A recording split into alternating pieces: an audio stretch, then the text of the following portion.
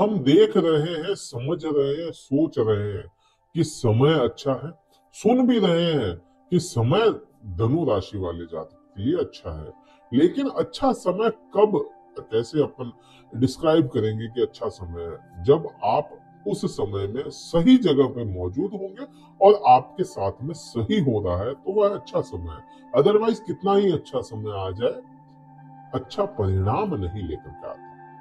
बुध ग्रह परिवर्तन करके राहु के साथ में चले जाएंगे और राहु बुध की जोड़ी थोड़ी सी अच्छी, थोड़ी सी बुरी, लेकिन हाँ, ये जोड़ी असर लेकर के आती है। धनु राशि के लिए सुख भाव में यह जोड़ी या ये युति बन रही है। इस युति को जड़त्व दोष नाम से जाना जाएगा, क्योंकि बुद्धि और छल, बुद्धि और षड्यंत्र एक हो गए।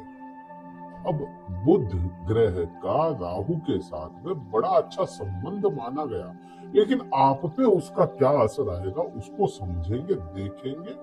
और यह असर, या ये कह लीजिए कि यह जो जोड़ी है, ये युति बनी है, आपके जीवन पे प्रभाव लेकर के आएगी। कैसे करना होगा वो आगे बताएंगे, लेकिन आप पे क्या असर आएगा उसको संबंधों से समझेंगे। गुरु ग्रह आपके लग्न स्वामी होते हैं, गुरु बृहस्पति देव लग्न स्वामी है। अब देखेंगे कि बुध के साथ में बृहस्पति के तो अच्छे संबंध हैं, अच्छे संबंध हैं। तो यहाँ पर आप देखें अच्छे क्यों हुए, क्योंकि आपके सप्तम भाव और दसम भाव के स्वामी बुध ग्रह होते हैं और केंद्र के दो भाव अच्छे ग्रह माने गए।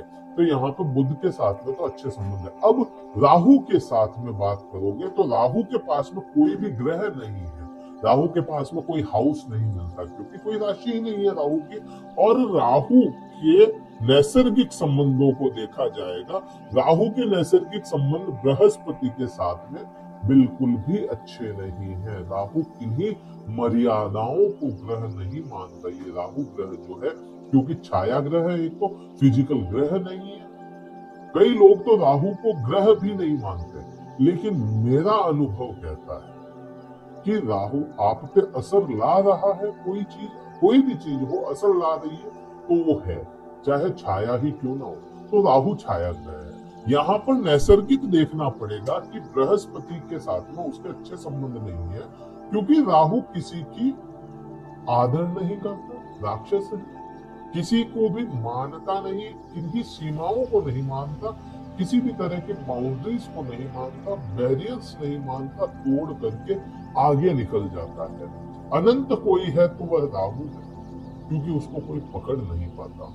और बुद्ध, बुद्धि है, बुद्धि सीधा सा समझ में आएगा कि बुद्ध के पास में बुद्धि है, ज्ञान नहीं है, बुद्ध के पास में बुद्धि है। कई लोग ऐसे अपन ने देखे हैं, पढ़े लिखे कुछ भी नहीं है, लेकिन उनकी बुद्धि को कोई बीट नहीं कर पाता। माइंड इतना शार्प होता है, एक बार कोई देख लिया तो वो कर देगा। अब वही चीज राहु षड्यंत्रकारी ग्रह के साथ में मिल जाए तो आप पे असर अच्छा लाना पड़ेगा।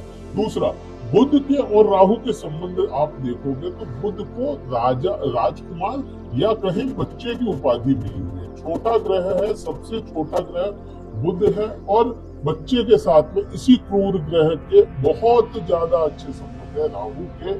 अगर आप ज्योतिष को समझते हैं, थोड़ा बहुत ग्रहों का थोड़ा बहुत भी समझते हैं, तो आपको पता होगा कि बुध ही एकमात्र ग्रह है जिसकी सभी ग्रहों के साथ में अच्छे संबंध होते हैं। मंगल और चंद्रमा को छोड़ करके राहु के संबंध बुध के साथ में जितने अच्छे हैं, दूसरे किसी ग्रह के साथ में उतने अच्छे संबंध नहीं है। तो यह आपके सुख भाव में राहु पहले से बैठा। चतुर्थ भाव में कहा जाता है कि राहु का बैठना, कहा जाता है कि राहु का बैठना अच्छा नहीं है, लेकिन राहु षड्यंत्रकारी ग्रह है, वह अपने सुख सुविधाएं बना लेगा और यही सुखों का भाव है। तो यहाँ पर आप सीधा सा समझ सकते हैं, ऐसा षड्यंत्रकारी ग्रह आपके सुख भाव में बैठा है तो वह अपनी सुख सुविधाएं तो पूरी बना लेगा। और ऐसे समय में बुध का उसके साथ में आ जाना, बुद्धि का उसके साथ में आ जाना, तो यहाँ पर आपका दिल, दिमाग, पूरा मस्तिष्क यहीं पर अपने सुखों को कैसे बढ़ा लिया जाए यह बताएगा।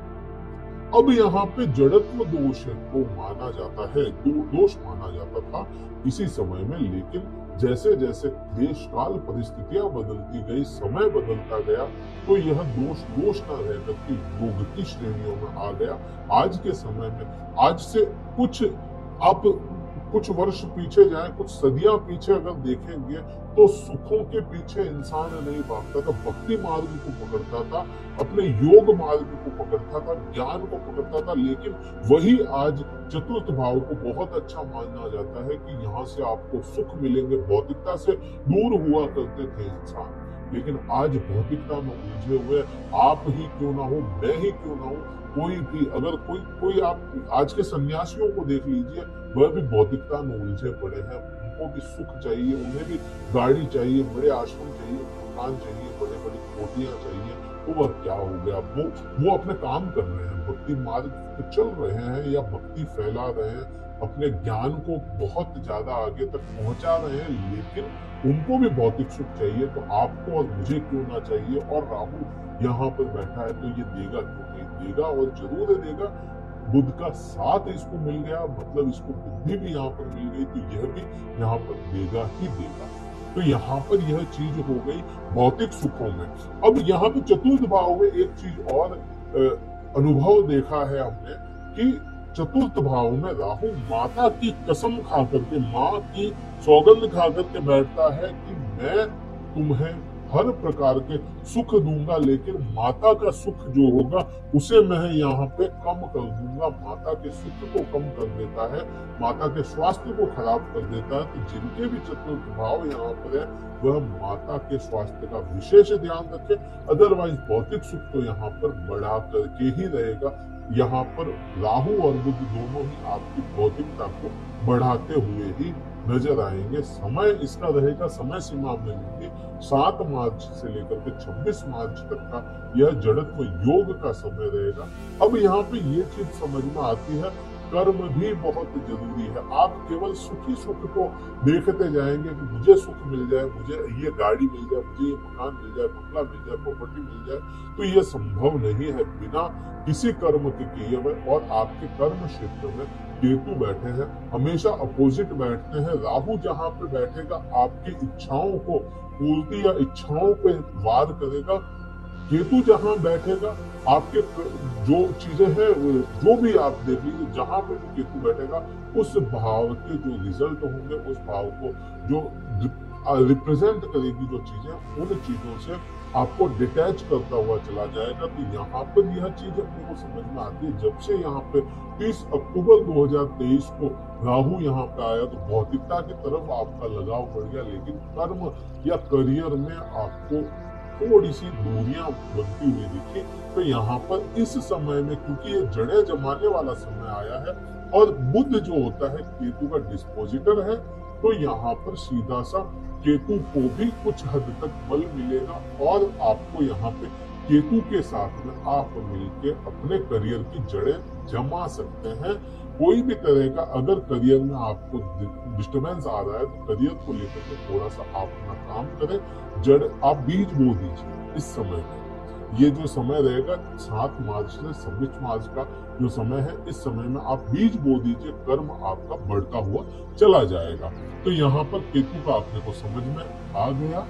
अब यहाँ पे राहु की जो दृष्टियां हैं जड़त्व दोष की, आपके अष्टम भाव पे भी है। अष्टम भाव वह भाव होता है जहां से आपका ससुराल पक्ष भी देखा जाएगा, आपका दुख भी देखा जाएगा, आपका दर्द भी देखा जाएगा, आपकी कोई छुपी हुई बीमारियां भी देखी जाएगी, कोई छुपा हुआ ज्ञान भी देखा जाएगा। यही से आपके धर्म की ओर अग्रसर होने का मार्ग भी देखा जाएगा। तो यह सारी ही चीजें जड़त्व समय के अंदर आपको बुध और राहु के अंदर आपको यह चीजें बढ़ती हुई या मिलती हुई चली जाएगी। अगर कोई छुपे शत्रु है तो वह आपके सामने आते हुए दिखेंगे इस समय में, या आपको समझ में आ जाएगा कि मेरे दर्दों का कारण मेरा ये छुपा हुआ जो शत्रु था यह था।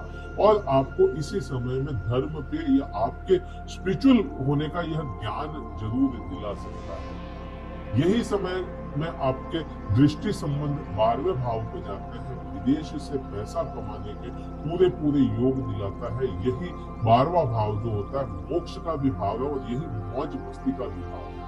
अगर किसी को मोक्ष की ओर अग्रसर होना है, अगर कोई पानी का ग्लास है वह भरा हुआ है, उसको साइड में करना है तो उसको खाली करना पड़ेगा। आपके कर्मों का कोई भी काम है, कोई भी कर्म है, आपको उससे छुटकारा पाना है तो उसके कर्म के फल आपको भुगतने पड़ेंगे। और आपने अच्छे कर्म किए हैं तो वह अच्छे फल आपको यह राहु इस समय में दिलाता हुआ ही नजर आएगा। ना केवल इस समय में, जब तक राहु आपके चतुर्थ भाव में, तब तक यह दिलाता ही जाएगा। क्या उपाय करें कि आपको यह जड़त्व दोष ना रहे, करके योग सा और अच्छे से काम करें। आपको इस समय में पत्नी के साथ में अति उत्तम संबंध बनाने पड़ेंगे। पत्नी के साथ में आपको बिल्कुल जुड़ाव रखना पड़ेगा, बिल्कुल नए जोड़ों की तरफ जुड़ जाएं। पति पत्नी आपस के संबंध सुधार लें, ससुराल पक्ष से अच्छे संबंध सुधार लें, बहनों से या माता से संबंध अच्छे सुधार लें। यहाँ पे कहें कि अपने स्त्री तत्व को सुधार करके रख लें तो आपका यह समय बहुत अच्छा हो जाएगा। अपनी बुआ जो होती है, पिता की बहन, उससे अच्छे संबंध सुधार लें तो आपका बुद्ध बहुत ही अच्छा हो जाएगा और बहुत ही अच्छे रिजल्ट आपको देता हुआ नजर आएगा। राहु का बीज मंत्र आप जाप कर सकते हैं। रात्रि समय में 27 बार आप बीज मंत्र को जाप करें, बहुत अच्छा रिजल्ट आपको देखने को मिलेगा। ये एक जनरल प्रेडिक्शन था। सबका लग्न अलग होता है, सबकी स्थितियां अलग है, सबका आप कहें कि मैं यहाँ पे यही चीज कहूंगा कि सबकी महादशाएं भी अलग है, तो उसके हिसाब से ही रिजल्ट आते हैं। ये एक जनरल बात है। और लाइक कीजिएगा, शेयर कीजिएगा, सब्सक्राइब जरूर कीजिएगा चैनल को। जय हिंद, वंदे मातरम, भारत माता की।